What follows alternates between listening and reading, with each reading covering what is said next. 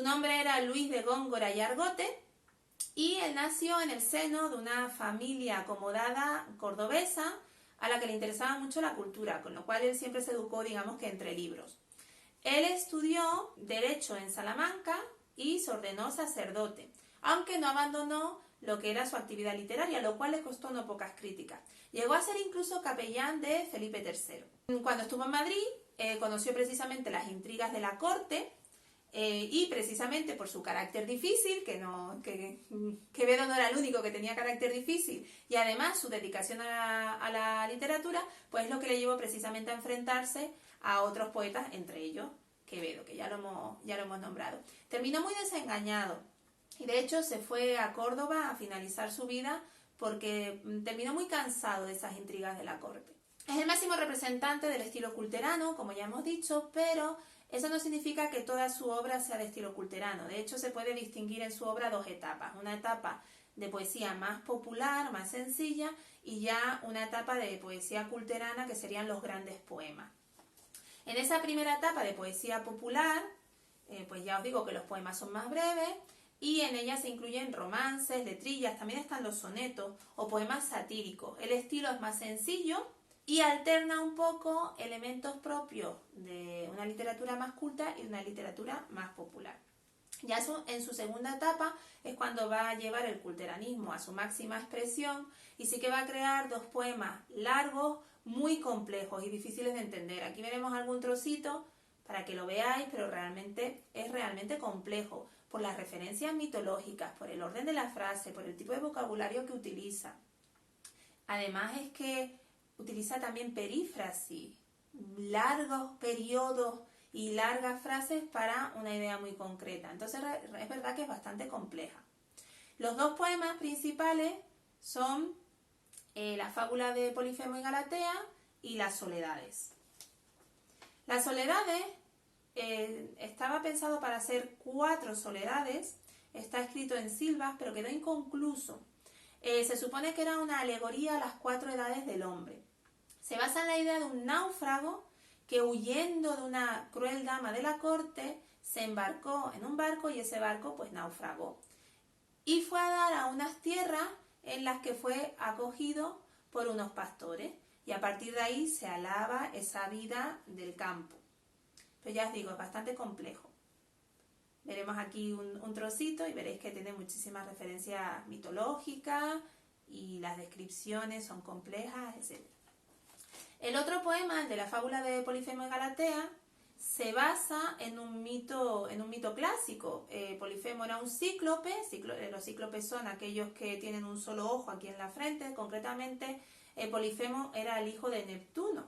También estuvo relacionado con la historia de Odiseo o Ulises, de hecho fue quien lo cegó a Polifemo. Supuestamente Polifemo estaba enamorado de la ninfa Galatea, pero Galatea quería a Asis, un bello pastor. Cuando Polifemo se enteró, pues mató a Asis tirándole una gran piedra y Galatea suplicó a los dioses que convirtieran su sangre en un río. Digamos que esa es la historia mitológica. El tratamiento que hace Góngora de esta historia pues es con grandes descripciones, además que humanizan más a los personajes y cambia un poquito la versión de la versión clásica, por ejemplo, de Ovidio. En vez de conocer desde el principio que Asis y Galatea estaban enamorados, pues realmente lo descubre de una manera un poco accidental y la muerte, por lo tanto, también es un poco accidental. No es tan pensada y tan determinada como en el ejemplo, como en la versión de Ovidio. Vamos a pasar a ver algunos poemas de Góngora. En primer lugar tenéis en vuestros apuntes este de la más bella niña, que si os dais cuenta tiene una estructura muy parecida a las cantigas de Amigo, por ejemplo. El tema es muy parecido, la tristeza por la ausencia del amado, y se dirige a su madre y a lo que es el mar para quejarse de esa ausencia, ¿no? Lo leo rápidamente para que lo veáis simplemente. La más bella niña de nuestro lugar, hoy viuda y sola, y ayer por casar, viendo que sus ojos a la guerra van, a su madre dice que escucha su mal. Dejadme llorar orillas del mar. Pues me distes, madre, en tan tierna edad, tan corto el placer, tan largo el pesar, y me cautivasteis de quien hoy se va y lleva las llaves de mi libertad. Dejadme llorar, orillas del mar. Si veis, pues tiene una destinataria, que es su madre, y pues habla, por ejemplo, esa antítesis, y además que está paralelística, tan corto el placer, tan largo el pesar, ¿no? Ese contraste entre el placer del amor y el dolor por la ausencia del amado. En llorar conviertan mis ojos de hoy más el sabroso oficio del dulce mirar, pues que no se pueden mejor ocupar yéndose a la guerra quien era mi paz. Y aquí tenemos otra vez ese contraste entre guerra y paz, la antítesis, ¿no? Y la metáfora de mi paz, que realmente pues es su amado el que le daba alegría, ¿no?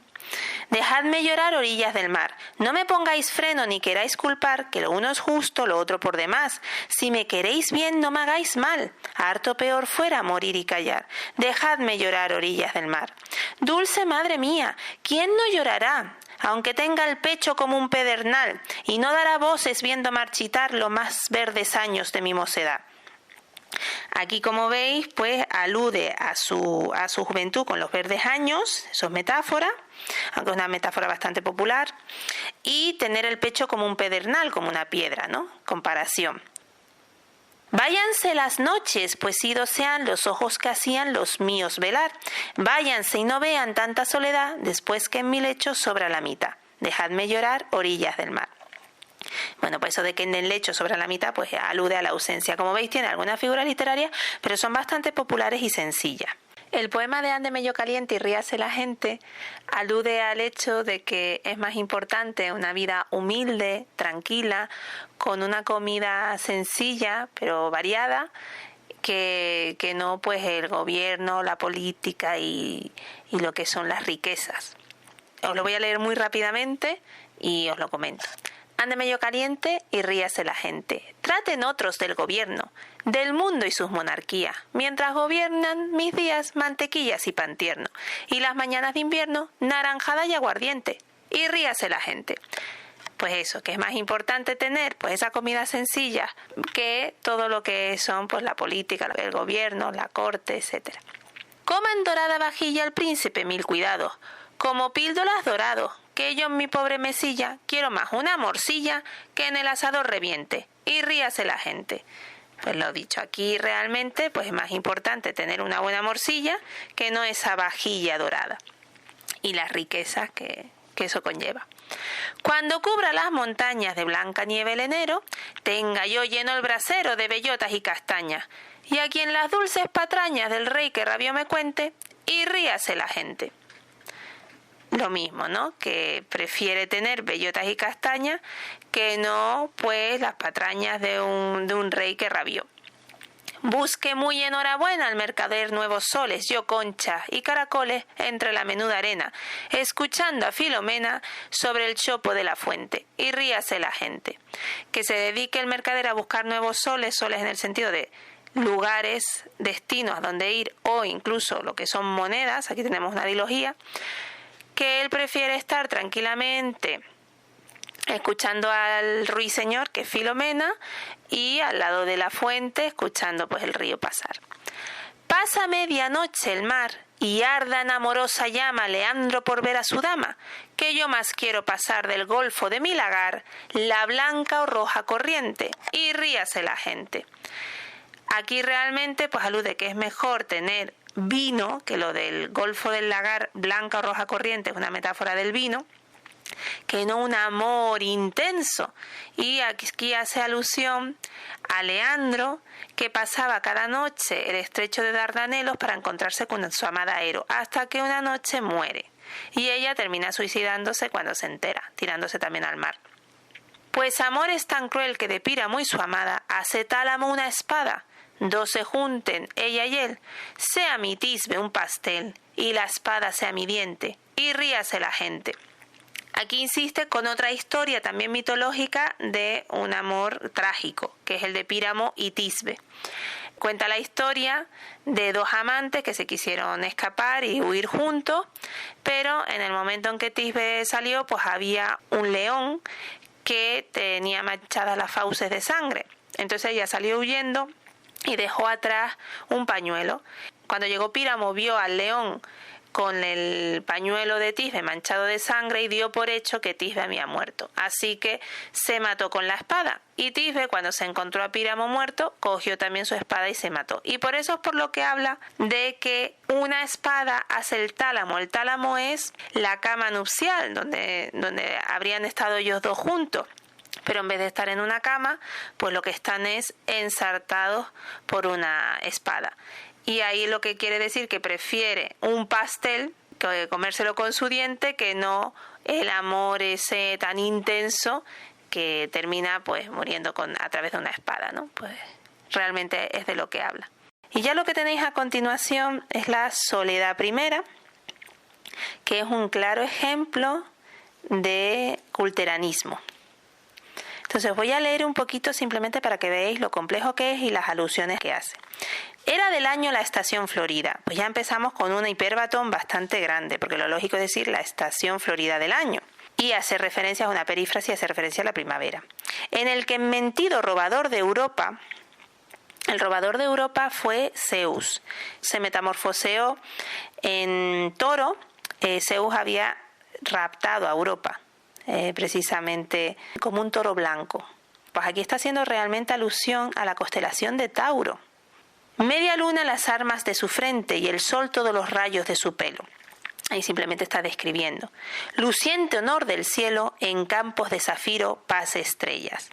Los campos de zafiro y las estrellas pues hace alusión a eso, a la constelación que está en el cielo. Cuando el que ministrar podía la copa a Júpiter mejor que el garzón de Ida.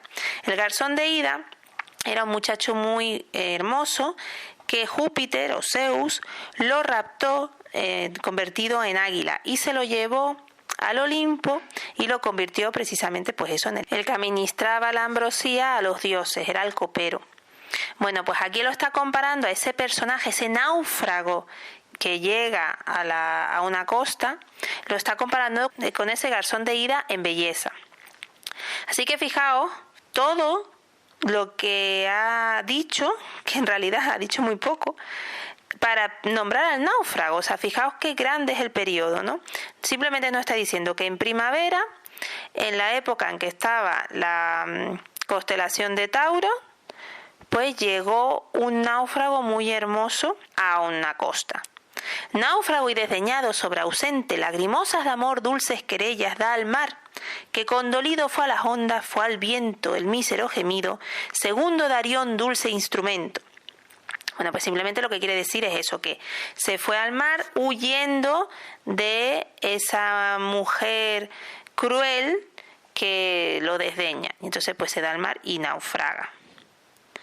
Y Arión, que lo comentan ahí, lo nombra, otra alusión mitológica, era un tañidor de lira, considerado el mejor en su tiempo, que viajó por Italia y en uno de los momentos, en uno de sus viajes, la tripulación quiso matarlo.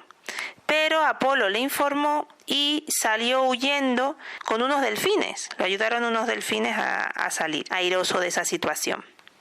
Del siempre en la montaña opuesto pino al enemigo Noto.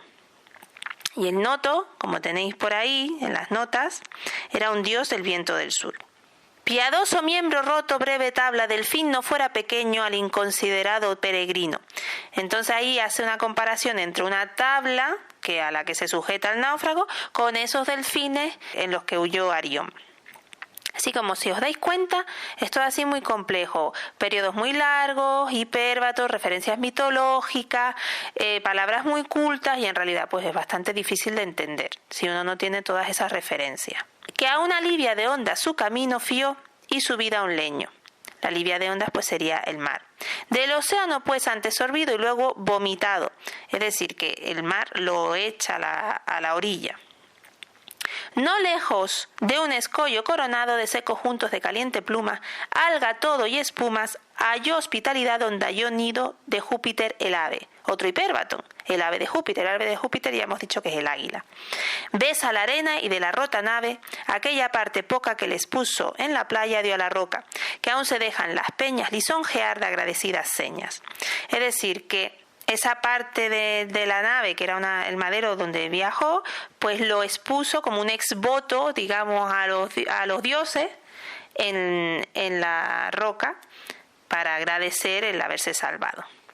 Desnudo el joven, cuanto ya el vestido océano ha bebido, restituirle hace a las arenas, y al sol lo extiende luego, que lamiéndolo apenas su dulce lengua de templado fuego, lento lo embiste y con suave estilo, la menor onda chupa al menor hilo. Es decir, que se seca al sol, básicamente es lo que dice, en todo ese periodo. Y bueno, pues está personificado el océano que ha bebido el vestido, el sol que lame suavemente con su lengua de templado fuego, pues todo ese mar y toda esa agua para secarlo. Entonces, como veis, esto es un ejemplo claro de lo que es el culteranismo. Y lo veis que es bastante complejo en cuanto a los periodos. La sintaxis es muy diferente a la española porque es más bien imitando lo latino, mandando muchas veces el verbo final, usando muchísimos hiperbatos y como veis, muy culto tanto las referencias mitológicas como las palabras que utiliza, etcétera, ¿no? Y bueno, lo siguiente que tenéis ya es la fábula de Polifemo y Galatea, pero solo os voy a leer simplemente la descripción de Polifemo para que lo veáis. Y ya lo dejamos, porque si no esto se va a hacer enorme. Un monte era de miembros eminente este que de Neptuno hijo fiero, de un ojo ilustra el orbe de su frente, émulo casi del mayor lucero. Y aquí está comparando el ojo de su frente, porque es un cíclope, con el cielo. Cíclope a quien el pino más valiente bastón le obedecía tan ligero, y al grave peso junco tan delgado, que un día era bastón y otro callado. Es decir, que el pino más grande le sirve de pequeño bastón porque es enorme el cíclope, ¿no? Está comparando con eso. Negro el cabello imitador undoso de las oscuras aguas del Leteo. Aquí está comparando su cabello con las aguas del Leteo. Al viento que lo peina proceloso vuela sin orden, pende sin aseo. Un torrente es su barba. Ahí tenéis una metáfora, ¿no? Su barba es un torrente. Impetuoso que adusto hijo de este Pirineo, su pecho inunda, o tarde o mal, o en vano, surcada aún de los dedos de su mano. ¿Veis cómo aparece identificado el cabello con un torrente que inunda, fijaos la figura, que inunda su pecho? Vale, bueno, pues ya está. En este caso ya dejamos por concluido lo que es el comentario muy breve, explicación muy breve de algún poema de Góngora. Y ya después, ya digo, al final os explico brevemente cómo hacer el comentario de un poema un poquito más desarrollado que lo que solemos hacer hasta ahora. Y pues precisamente lo que vamos a comentar es un poema de Góngora. Por último, le vamos a dedicar unas breves líneas a Lope de Vega. Realmente Lope de Vega nos vamos a centrar más en su persona, en el teatro, porque realmente es donde más nos interesa. Es verdad que escribió muchísima poesía también, la verdad es que fue un autor muy fecundo, pero digamos que este vídeo ya es muy largo, nos hemos centrado en dos autores, le voy a dedicar unas breves líneas. La biografía de Lope de Vega llama mucho la atención porque tuvo una vida amorosa muy compleja y muy azarosa, incluso después de haber sido ordenado sacerdote. Y digamos que fue siempre el motivo que utilizó para escribir su obra y su poesía. En un estilo bastante más equilibrado que Góngora y Quevedo, de hecho no se le incluye ni en el culteranismo ni en el conceptismo, y ya digo que tuvo una obra muy abundante. Su obra, digamos que se puede dividir también en dos líneas básicas, que una sería la poesía lírica y otra sería una poesía épica, más narrativa. La poesía lírica es fundamentalmente de tema religioso y amoroso, le dedica bastantes sonetos al amor, y esa poesía épica o narrativa sigue un poco la estela de la literatura italiana, que también utiliza esa estructura. Y ya vamos a concluir aquí lo que es la explicación de los autores. Ahora pasaré a explicar cómo hacer el comentario de texto.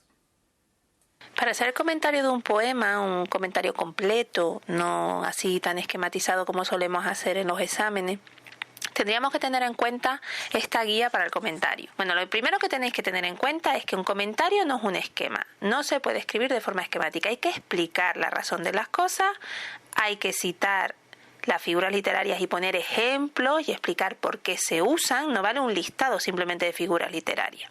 Y bueno, cuando citemos elementos del texto, pues tenemos que usar las comillas. ¿Qué podemos comentar en un comentario ya más pormenorizado. Pues lo primero, la estructura, son las partes en las que se divide un poema. Concretamente nosotros vamos a comentar un soneto, y los sonetos muchas veces se dividen en dos partes, que suele coincidir con los cuartetos por un lado y los tercetos por otro. Lo siguiente que hacemos es el resumen. Nosotros resumimos con nuestras propias palabras el contenido, sin utilizar la primera persona, sin utilizar tampoco la segunda persona, todo en tercera persona, y de manera concreta y con nuestras palabras. Ya después hablamos del tema. Recuerdo que el tema es como una especie de título, frase breve, que en muy pocas palabras diga el contenido del poema. Y ya ahí también podemos comentar si hay tópicos literarios, como el carpe diem, aprovecha el momento, o su variante colige virgo rosas, o el ubis uno, el tempus fugit, pues todos los tópicos que hemos ido viendo a lo largo del curso. Ya después hablamos del género literario. Sabéis que los géneros son el épico narrativo, el lírico, el teatro. Bueno, aquí en este caso es el lírico. Y si hay algún tipo de subgénero también se cita. En este caso simplemente con decir que es género lírico sería suficiente. Y ya por último tenemos los recursos estilísticos y la conclusión. En primer lugar, dentro de los recursos estilísticos sería hablar de la rima y métrica y hacer el esquema métrico y decir la estrofa, ¿vale? En este caso es muy sencillo porque es un soneto, así que simplemente pues decís que son 11 sílabas, decís cuál es el esquema métrico, cuál es la rima sobre todo, y explicar qué es un soneto y por qué. Y ya esta es la parte realmente casi más importante del comentario, que son las figuras literarias. Pero ya os digo, no se puede limitar a hacer simplemente un listado, hay que explicarlas, dar ejemplos, citar por qué significan, etcétera. ¿De acuerdo? Y por último, pues hacemos una conclusión, pero la conclusión no es simplemente me gusta o no me gusta.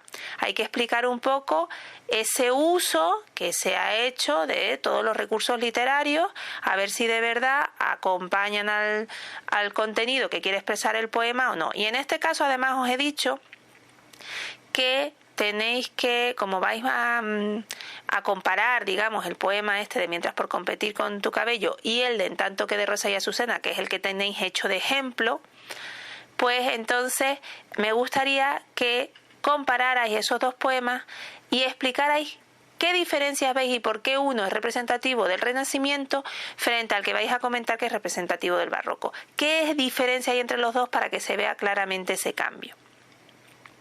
El comentario que tenéis hecho de ejemplo es el de Garcilaso de la Vega, En tanto que de Rosa y Azucena, que de hecho ya os lo pasé antes para que lo leyerais. Y ya os digo que vais a ver cosas muy parecidas entre un poema y el otro. Así que yo lo que os aconsejo es que vayáis leyendo el ejemplo que yo os he dado y vayáis comparando a ver cuál de esas informaciones se pueden también aplicar a ese poema. No lo copiéis exactamente así, con las palabras que yo he usado en el comentario, pero podéis, digamos, expresar la misma idea si coincide. Ya veréis que es muy parecido en la estructura, que es muy parecido en el resumen, en el tema y los tópicos utilizados, el género literario también. Y bueno, ya lo que es las figuras literarias cambia un poquito, pero también hay muchas metáforas que veréis ahí. Vamos a ver muy brevemente el poema para daros alguna pistita del comentario, ¿vale? Mientras por competir con tu cabello, oro bruñido el sol relumbra en vano. Mientras con menosprecio en medio el llano, mira tu blanca frente el lirio bello. Mientras a cada labio por cogello, siguen más ojos que al clavel temprano. Y mientras triunfa con desdén lozano, del luciente cristal tu gentil cuello. Bueno, aquí, en estos dos cuartetos, pasa lo mismo que en el de Garcilaso.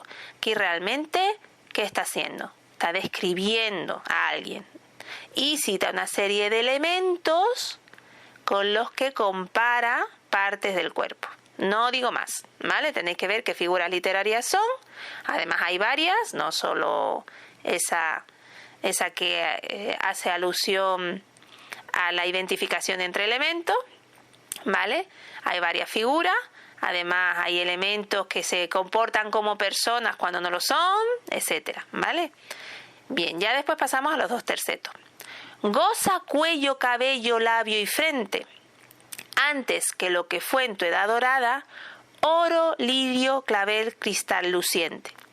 Como veis, cita partes del cuerpo y con lo que se ha identificado previamente después al final. Y aparece la palabra goza y hay un cambio ya de tema. Antes era una descripción y ahora ya se le pide que haga algo.